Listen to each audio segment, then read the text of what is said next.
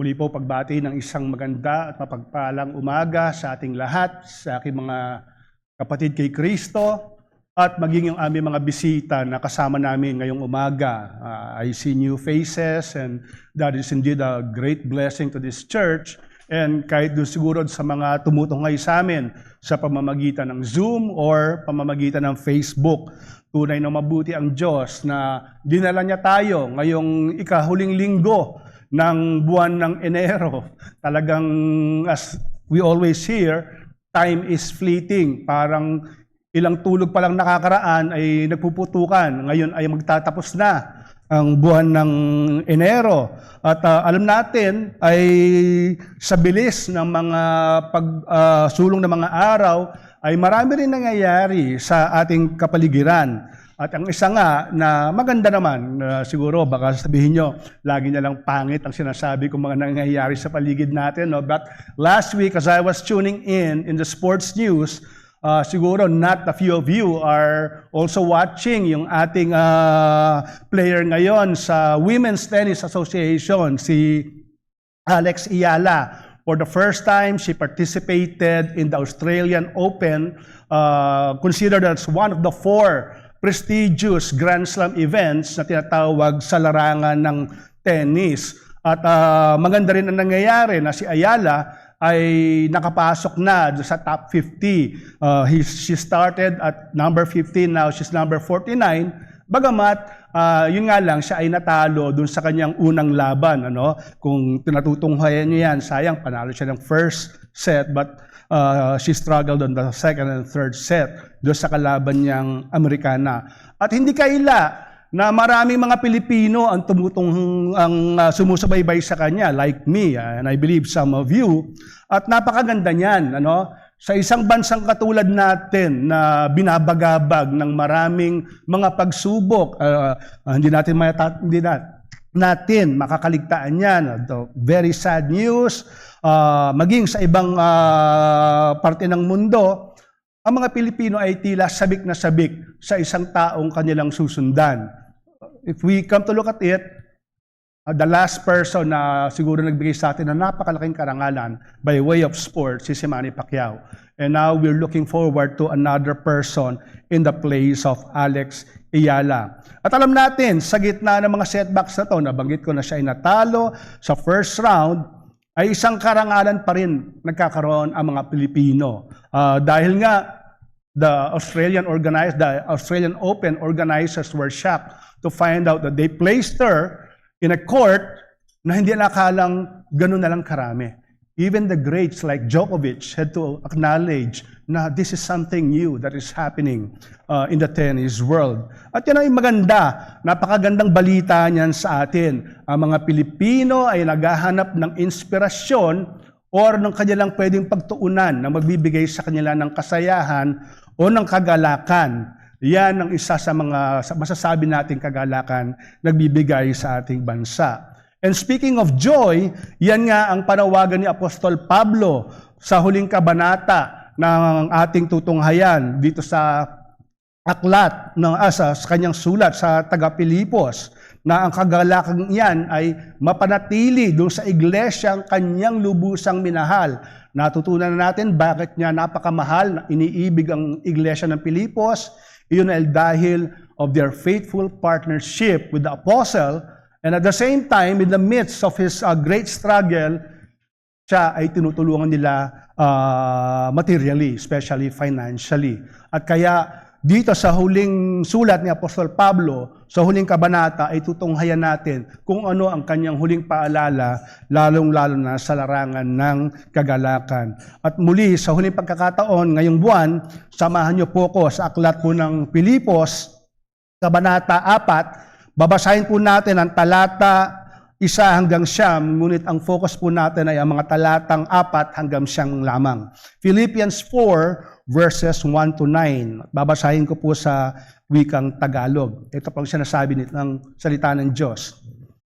Kaya nga mga kapatid, kung minamahal at pinananabikan aking katuwaan at putong, magpakatibay kayo sa Panginoon, mga minamahal ko. Nakikiusap ako kina Euodias at Sintike na magkaisa sila ng pag-iisip sa Panginoon.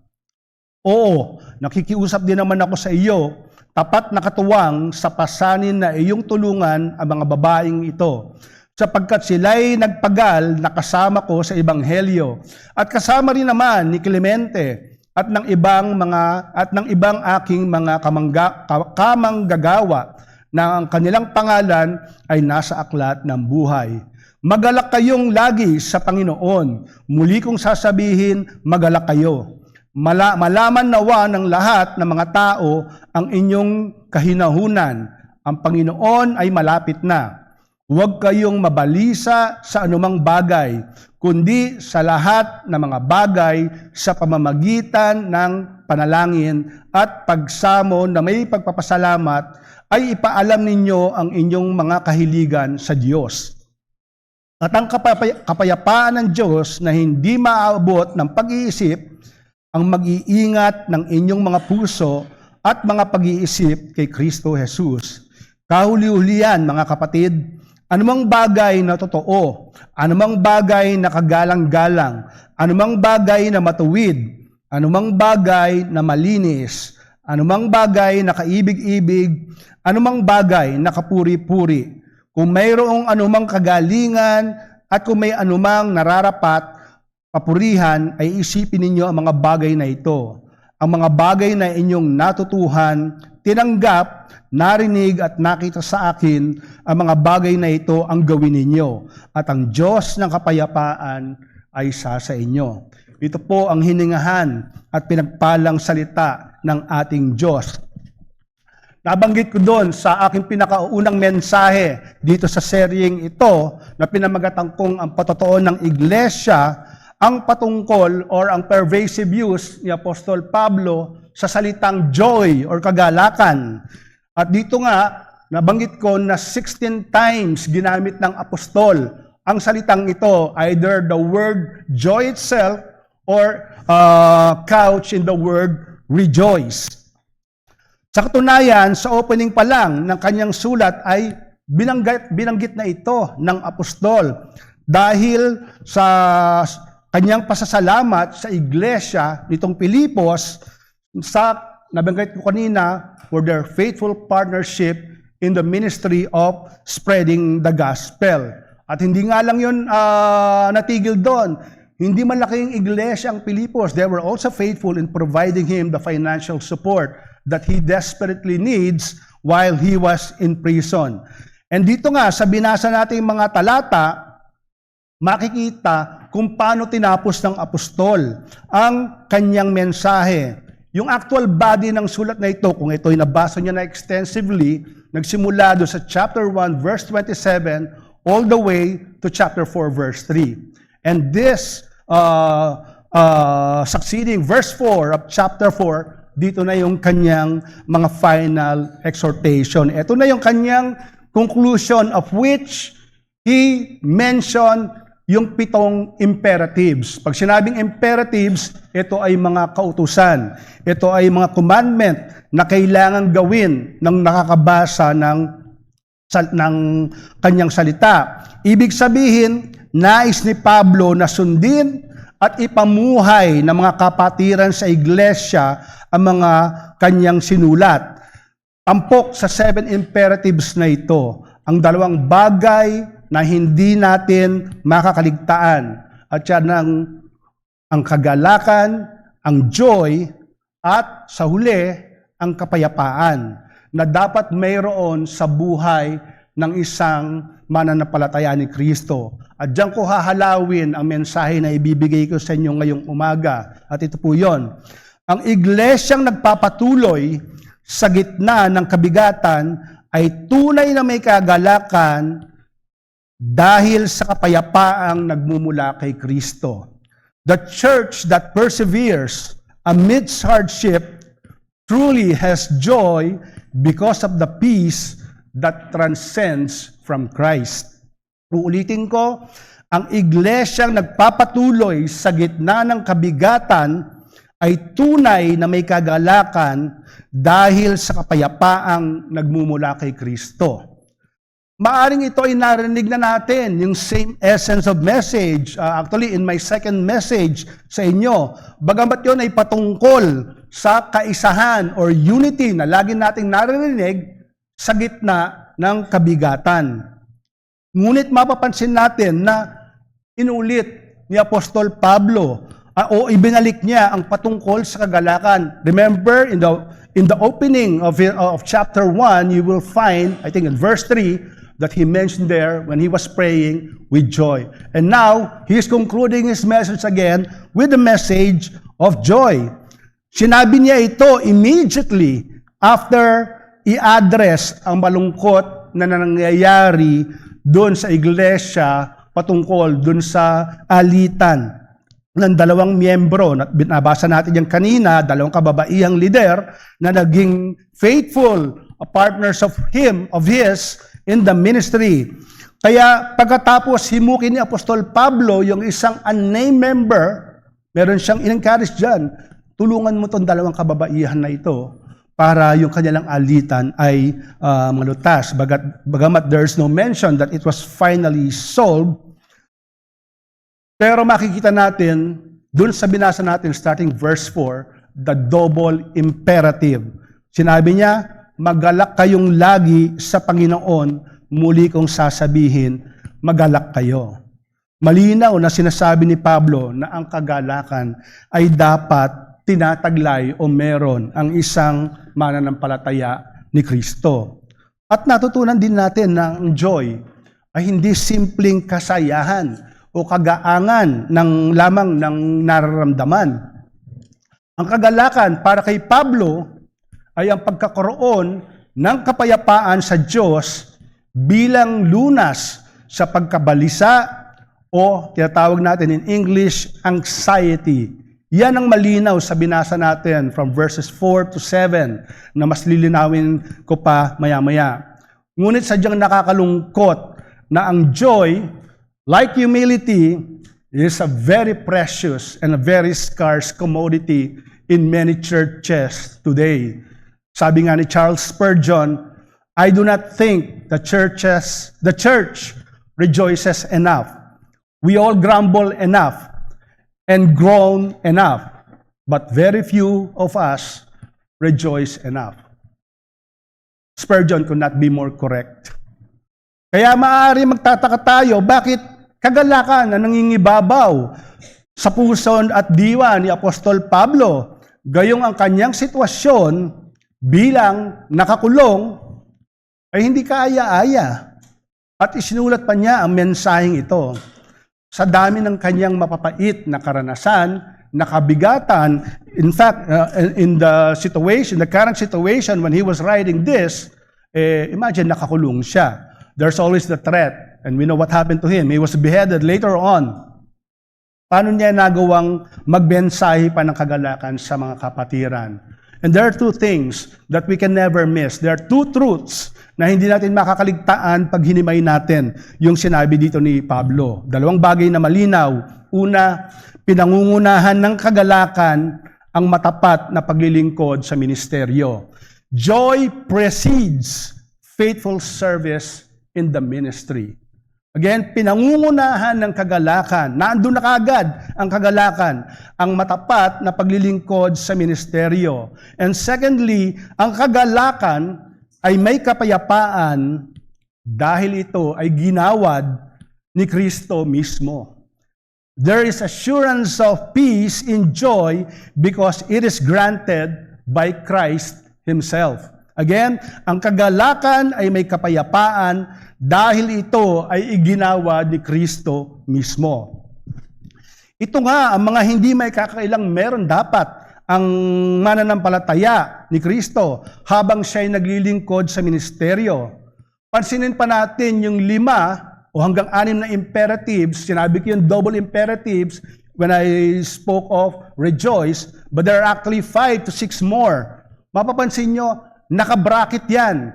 First, rejoice, and then in the last statement of Paul, especially in verse 7 and in verse 9, what did he say?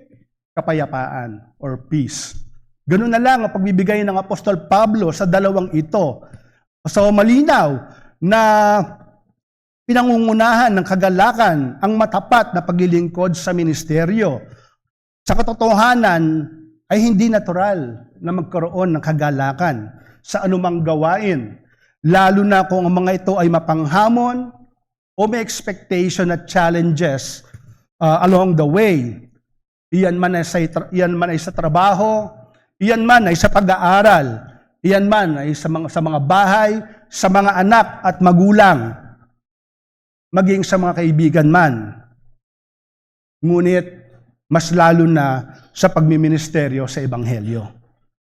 Paano ka magkakaroon ng joy on the practical sense kung meron kang superior or kasama na hindi maayos na nagtatrato sa iyo? Paano ka magkakaroon ng kagalakan kung ang dami mong parating na exam o requirements na hirap ka?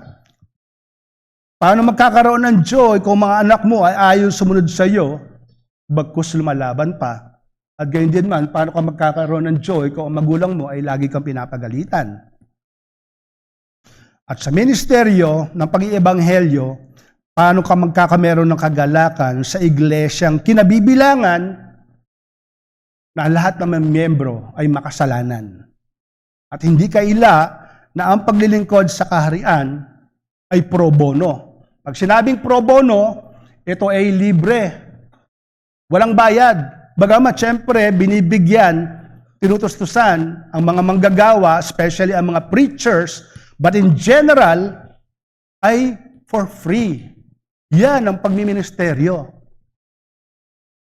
Sabi nga, to expect all the pleasant things in a church is wishful thinking.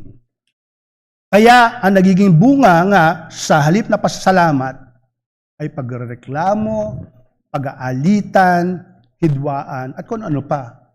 And Paul mentioned that before he gave this exhortation by citing yung dalawang kababaihan, si Euodia and Syntyche. Ganyan ang nangyayari kung walang joy sa puso ng isang mananampalataya. Bakit? Mas hinahanap niya mga bagay na hindi naman dapat unahin, bagkus malinaw naman dapat ang dahilan kung bakit tayo nandito sa iglesia. Bakit? Tayo ay mananampalataya ni Kristo.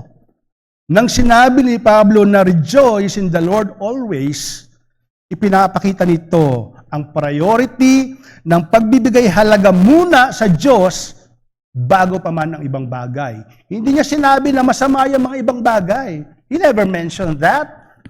But he knows where to place his message. And that is to give priority to Christ. Dapat nakatuon ang attention kay Jesus bago pa man ang iyong sarili o bago pa man sa iba.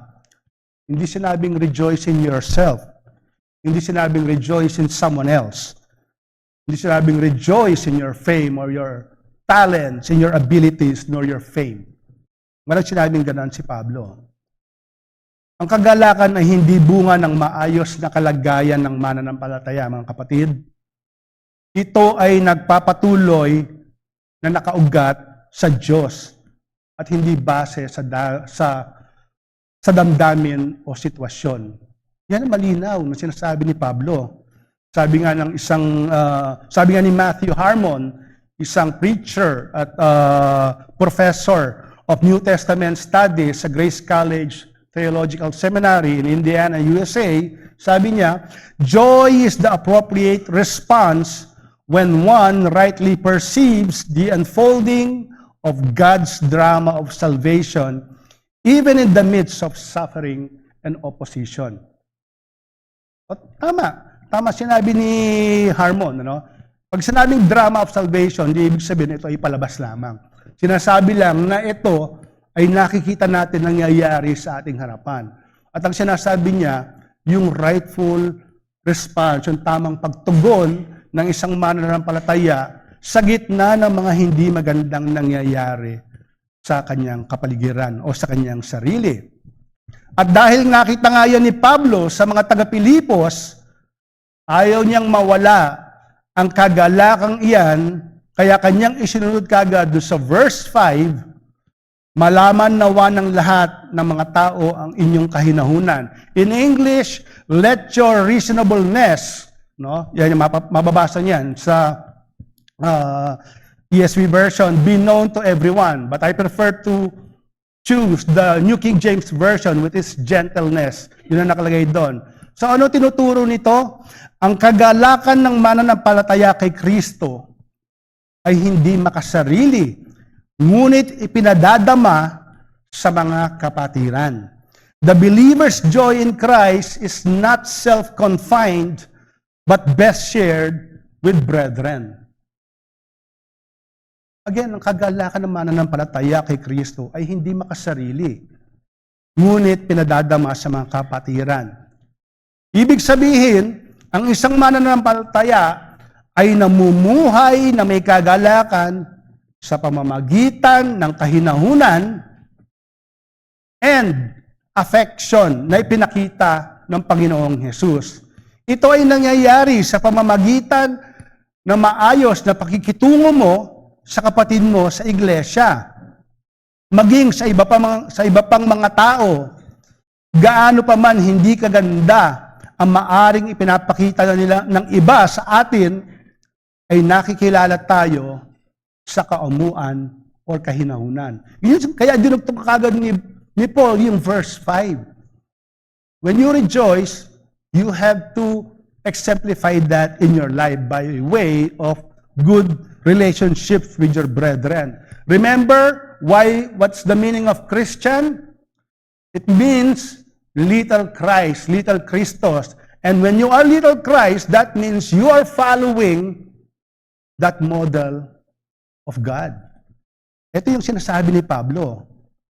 Ang foundation ng lahat na maayos na pakikitungo sa iba ay si Kristo lamang. Kaya, ang galing ng pagkasalansa ng apostol. Hindi niya sinabing, magala kayo. But you have to do something by way of your well-treatment of your brethren. Kung titingnan mo, kapatid, naisip mo ba na ikaw ay makakasama sa iniligtas ng Diyos? Naniniwala ko wala sa isa man sa atin na nagsasabing mananampalataya ni Kristo na mangyayari sa atin ito. Bakit? Hindi kailanman tayo karapat-dapat. Diba? At ganyan din si Pablo nung siya ay hindi pa inaabot ng Diyos. Kaya, gayon na lamang ang kanyang pasasalamat at kagalakan nang siya ay maligtas. At ipinakita niya yan sa kanyang walang pasubaling paglilingkod. Kaya tayo, na mga mananampalataya na rin ngayon, ay nakikinabang sa lahat ng kanyang mga ginawa kasama ang mga apostol, ang mga disciples, even to the modern day, because they set the example. At yan ang nakikita niya sa mga taga-Pilipos. Kaya again, ayaw ni Pablo na mawala yung kagalakan na yon sa mga Philippians. That's why he structured his message in this way. I've used the example of dogs many times. Many of you here, I presume, love dogs like me. What's beautiful about dogs is kahit minsan gutumin mo yan, wag naman. At pagalitan mo, minsan mainit ulo mo, masisipa mo pa. But whenever you come home, you cannot explain how the dog wags his or her tail. Lalo na pag nakita niyo siguro yung reel, parang how can you describe that? Tatalo na ninyo, ililik yung amo or whatever. That's joy. Automatic na doon sa aso. Kahit siya ay nakaranas ng pagalitan ng kanyang amo, the master doesn't have to say, you bark because there's a stranger. No, he will do his job. And when you arrive, he will approach you first and express his joy. Ganun ang mga aso. Ngunit tayo ay hindi aso lamang, mga kapatid. Tayo ay taong nilikha ng Diyos na pinakamataas sa lahat, mas mababa ng konti sa mga anghel, ngunit pinutungan ng kaluwalhatian at karangalan. Yan ang sinabi ng author ng Hebrews, chapter 2, verses 6 and 7. Have you thought how privileged we are that even though we were created lower than angels, we are the center of God's attention. Psalms 8 is very clear with that.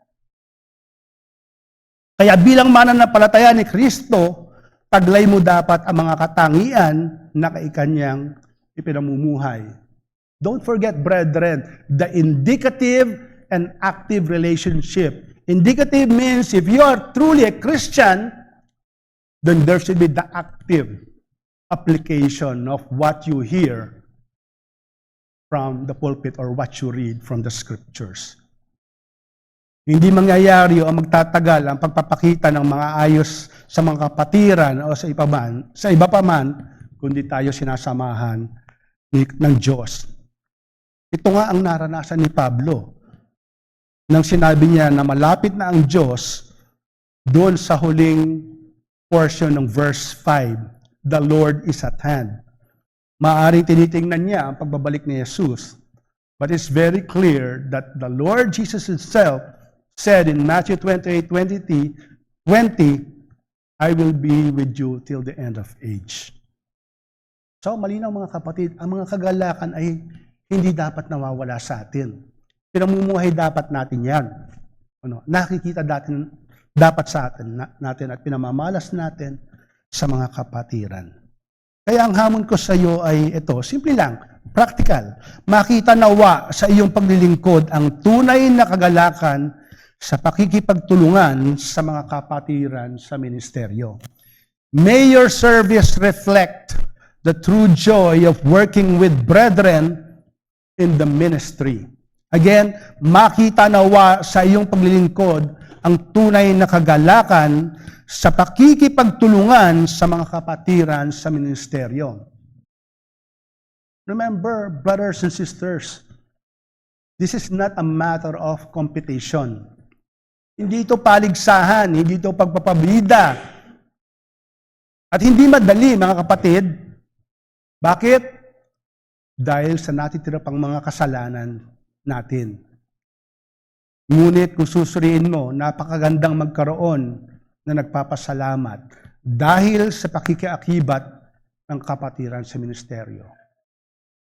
Our church is now going to its 45th year. Long years. We are nearing the half-century age. Dahil marami mga miyembro ang hindi naging madamot sa pagbibigay ng kanilang serbisyo at affection sa kapatiran dahil binigyan sila ng kagalakan kay Kristo. Hindi ba magandang maranasan yan?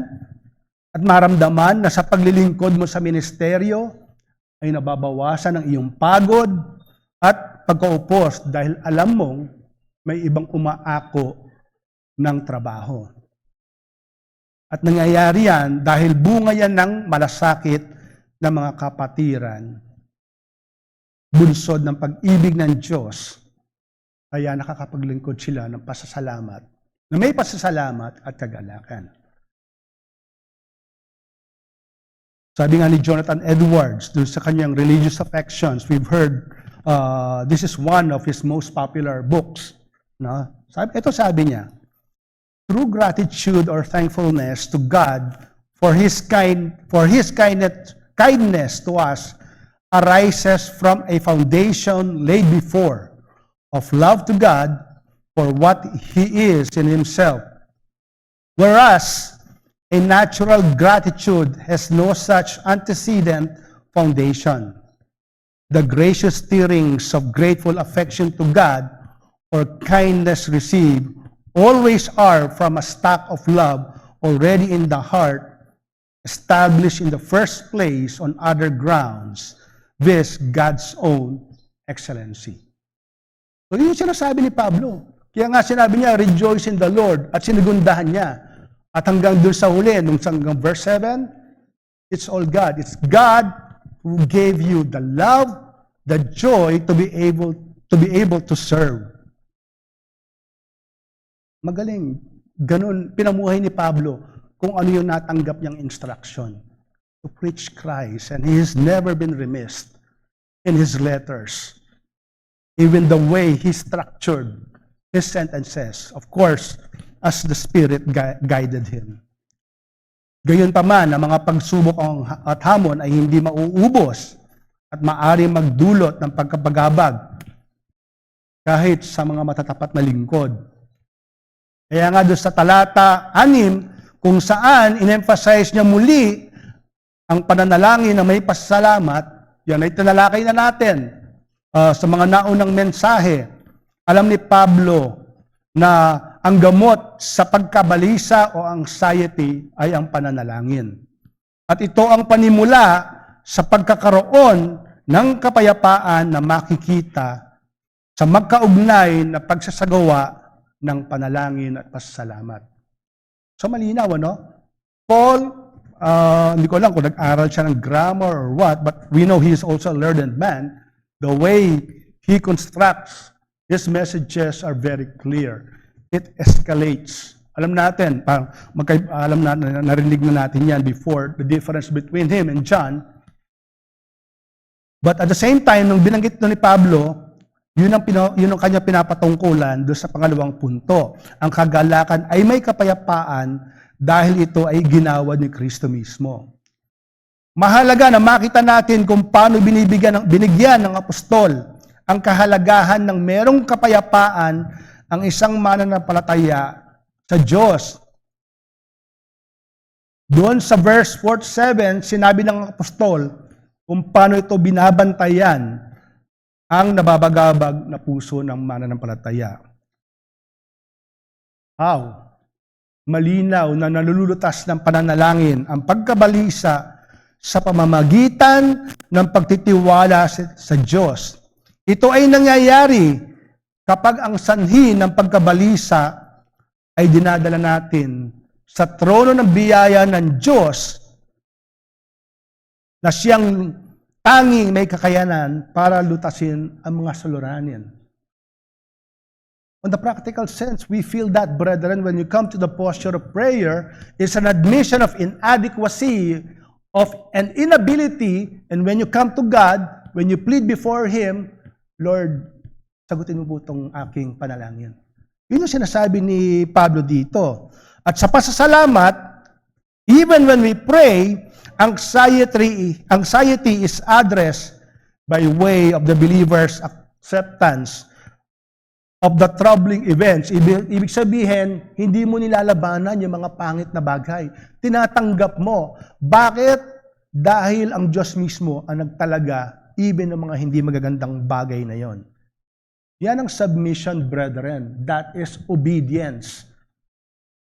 Kaya doon sa mga sumunod na mga talatang verse 8 and 9, isinara ni Pablo ang practical na mensahe niya sa pamamagitan ng pagbigay ng assurance ng pagsama ng kapayapaan ng Diyos sa ating Kristiyano. Hindi ba maganda, kapatid, pag meron kang peace sa sa puso mo? Stress is so debilitating. So sinasabi sa atin ito, mga kapatid, ang kagalakan ng isang mananampalataya ay hindi nahihiwalay sa kapayapaang ipinagkaloob sa kanya ni Kristo. A believer's joy is inseparable from the peace that Christ gives him. Yan ang malinaw na sinasabi dito sa ating binasa. Ganyan karunungan Diyos, kaya itinuro niya yan sa apostol. Kaya muli doon sa verse 8, nakita natin kung paano isiningit muli ni Pablo ang mga bagay sa pagitan ng talatang patungkol sa kapayapaan. Remember, I mentioned the 5 to 6 imperatives between joy and peace, and now between these two peace words in verse 7 and verse 9, if you read that later on, ano yung mga dapat mong gawin? That is to show that it is true, that you will only gain peace when you do those things. Malinaw niyang sinabi na dapat nating pagnilayan o ituon ng ating mga diwa sa mga bagay na maka-Diyos. Kalooban ng Diyos na sa pamamagitan ng pagbibigay pansin sa mga bagay na kanyang sinang-ayunan or inordain, ay hubugin natin ang ating mga sarili na sa katulad niya. Mahirap mga kapatid. We learn that the Word speaks first to our mind. Ngunit nandun din ang pangako sa mga ipinamumuhay ito, ang kanyang presensya at kapangyarihan. So walang inaligtaan si Pablo sa kanyang practical instructions or exhortations. Dahil mahalaga ito para sa kanya, for a church that he faithfully loved, he needed to make sure there are no stones unturned. Ngunit sadyang napakalakas ng mundo, mga kapatid, kung sa tapat na iglesia, katulad ng Pilipos, ay kailangan pang paalalanan niya, mas kinakailangan natin ngayon ang ganitong paalala at kaseryosohan na tumugon. Hindi nagkamali si Pablo na mangyayari ito noon at lalo na ngayon. Remember when he placed that rejoice onwards? It was immediately after mentioning the conflict between Euodia and Syntyche. That's in the midst of struggles within a church. Maraming mga mananampalataya ngayon ang tamad na tamad manalangin. You don't need to look far, brethren. Pansinin natin. This is not I want to make clear, this is not being judgmental in this church. We are faithful church, but we are never perfect. But we have seen also many churches. Pansinin natin, ang dumadalo sa prayer meeting kahit online. Wala pa sa kalahati ng kabuuan ng mga miyembro ang dumadalo. Tingnan mo ang maraming iglesia at nakakasiguro ako na napakahirap makakita na may tunay na kaisahan at kababaan.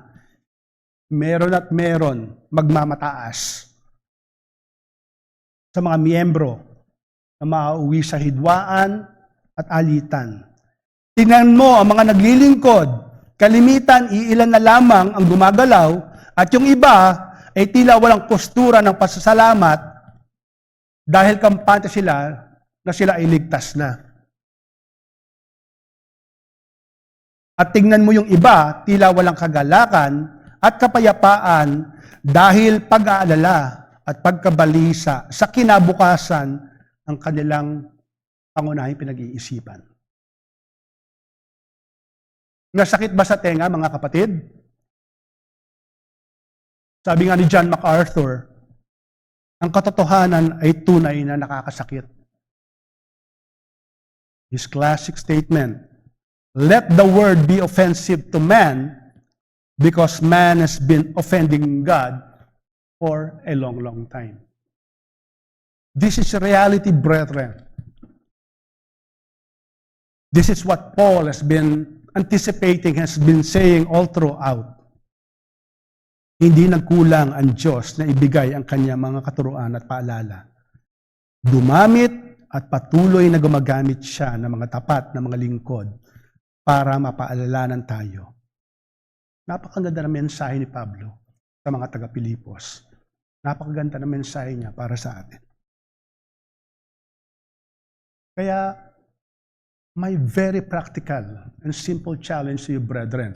You've heard this many times from many preachers, from Pastor Noel, or from so numerous preachers that you probably heard. Seryosohin mong mabuti ang pagtanggap at pagtalima sa mga paalalang ito sa tulong at biyaya ng Panginoong Hesukristo.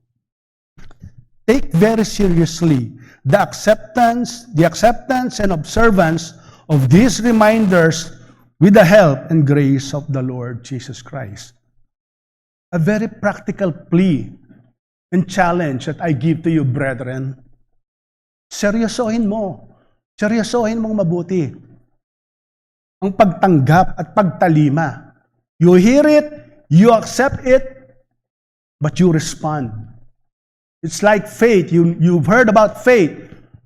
The three components of faith: knowledge, assent, and trust. You may have the two, you may agree, you may know it, you agree it, but you don't trust Christ. And this is what Paul is telling his hearers. para tayo ay magkaroon ng kapayapaan sa ating mga kagalakan. At ito ang hamon din sa mga wala pa kay Kristo.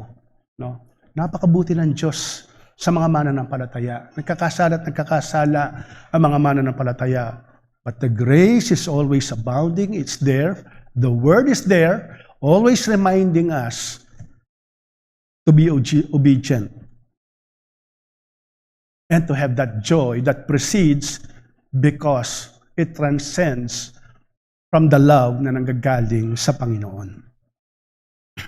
Nawa ay hindi mo makaligtaan ang paanyayang yan dahil lilipas ka rin, mauupos ka, ngunit wala kang patutunguhan. We've heard of Joni Eareckson Tada for many times also. She's still living right now. One technical term that describes her is she's a quadriplegic. Alam natin, pag sinabing quadriplegic, her limbs, both arms, and both legs are gone. Nangyari yan nung siya inaksidente at the age of 17. And the doctors, during that time, only gave her 10 years max to live. So meaning 27 years old, she should have been dead. But now she's 76 years old. And she is I think she's the founder of Joni Eareckson and Friends, who is a ministry for the disabled. And in one of her interviews, maganda yung sinabi niya. Ito, sinabi niya patungkol sa kagalakan. Sabi niya, everything we do down here on earth has a direct bearing on our capacity for joy and worship and service in heaven. I'm not talking about salvation, but living out your life through service. It's emptying yourself in order to lift somebody else up. And every time we do that here on earth, we're increasing our eternal capacity for joy and worship and service. The lady who should have been dead almost 50 years ago found joy because nakita niya kung paano siya inibig ng Panginoon. Walang kakayanan, but still made useful in the ministry because she has that joy. Hindi niya sinasabing sa kakayanan natin, but nanggagaling sa Diyos. Sa pagtatapos ng ating maikling sharing ito, mga kapatid, nawa ay naging malinaw at napaalalahanan tayo ng kahalagahan ng patotoo ng iglesia. Sinabi ko ang dahilan kung bakit pinili ko ang mensaheng ito. The church is battered by so many controversies. No? Tayong lahat ay kabahagi ng isang katawan ni Kristo. Nawa ay makilala tayo na mapananalingining iglesia, puno ng pasasalamat, may kaisahan kahit nasa gitna ng pinagbabigat na pinagdadaanan dahil may pagpapakumbaba ang bawat miyembro. At higit sa lahat, tayo ay may kagalakan sa paglilingkod sa ministeryo dahil tayo ay biniyayaan ng kapayapaan na sinilyuhan ng ating Panginoong Hesus. Maaga pa ang 2026. Loobin at kasihan nawa ng Diyos na may pamuhay natin ang lahat ng mga ito sa biyaya lamang ng Panginoong Hesukristo. Tayo po ay manalangin.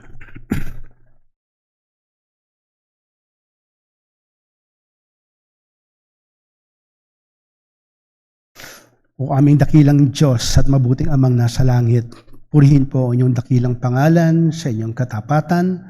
Salamat sa paalala ng inyong salita sa katauhan ni Apostol Pablo na inyong hinirang para maging tagapanguna sa pagpapahayag ng Ebanghelyo.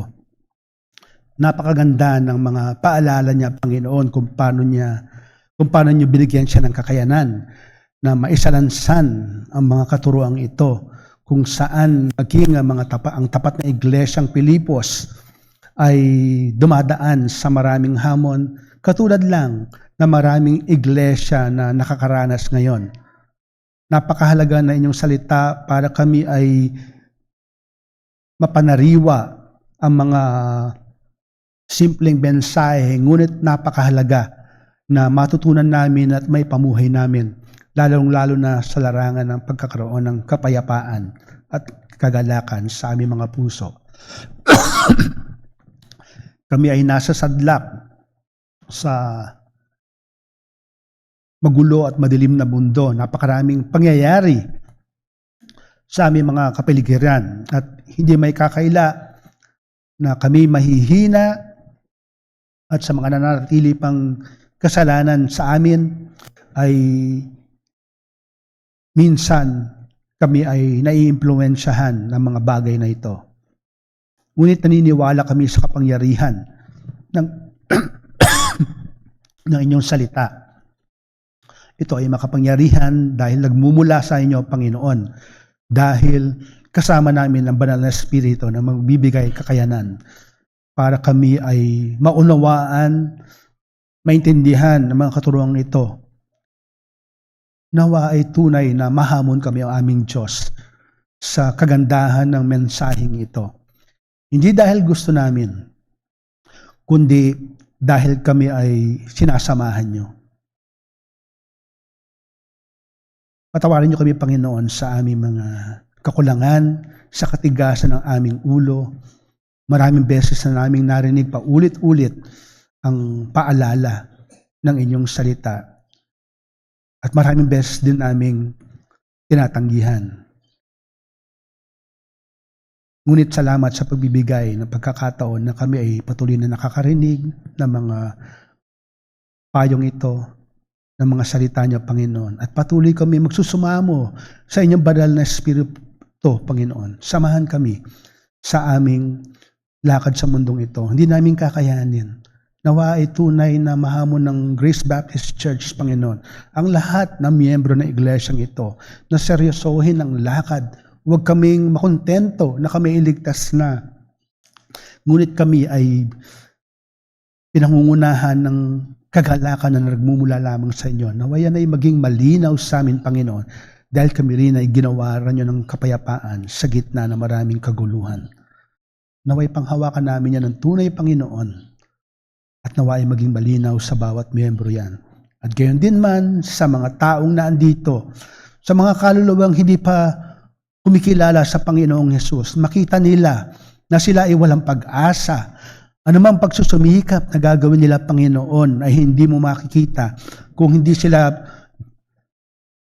ipapangharap ng Panginoong Hesus. Makita nila na may pag-asa sa kanilang kasalanan, tawagan sila sa pananampalataya, isuko ang kanilang buhay sa Panginoong Hesus para meron ding silang tagapamagitan ng sila man ay makasama sa walang hanggang kaharian.